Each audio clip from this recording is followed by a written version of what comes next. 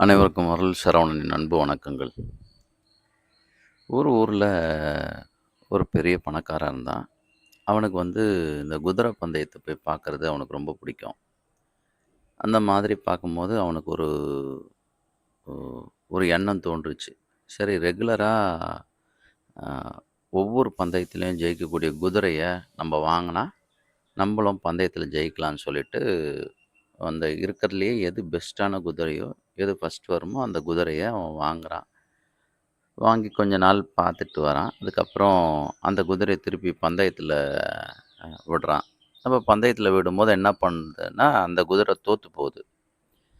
தோத்து போம்போது இவன் ரொம்ப வருத்தம் அடையறான். என்னடா இது எல்லா இடத்துலயும் இது வெற்றி அடைஞ்ச குதிரையாச்சே! இது ஏன் சரியா வின் பண்ணலன்னு சொல்லி வருத்தப்படுறான். அப்போ அவங்க நண்பர்கள் கிட்ட பகிர்ந்துக்கும்போது, இப்ப அவங்க நண்பர்கள் சொல்றாங்க, இல்ல குதிரை கிட்டயும் விஷயம் இல்ல. அந்த ஓட்டுற ஜாக்கி கிட்ட தான் விஷயம் இருக்கு. அதனால நீ ஜாக்கியும் சேர்த்து வாங்கு. அப்டின்னா தான் உன்னால வின் பண்ண முடியும் அப்டின்றாங்க. அப்போ அவன் அந்த ஊர்லயே பெஸ்ட்டா இருக்கக்கூடிய அந்த ஜாக்கிய பார்க்குறான். யாரு அதிகமா வின் பண்றதோ அந்த ஜாக்கிய பார்க்குறான். அதிகமா இடத்துல வின் பண்ணக்கூடிய அந்த நபர எல்லாம் கை காட்டுறாங்க.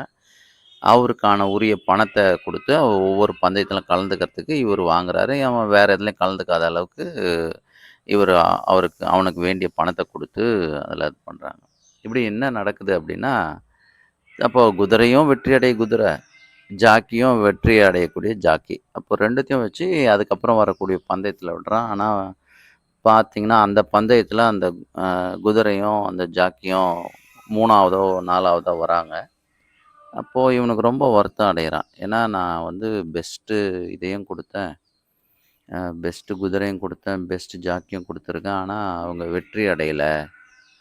அப்படின்ட்டு பேசும்போது, அப்ப எல்லாம் ஏய் இப்படி இருக்குமோன்னு சொல்லி எல்லா நண்பர்கள்லாம் ஒரு வேளை அந்த குதிரைக்கும், அந்த ஜாக்கிக்கும் ஒரு பாண்டிங் கிரியேட் ஆவணும்.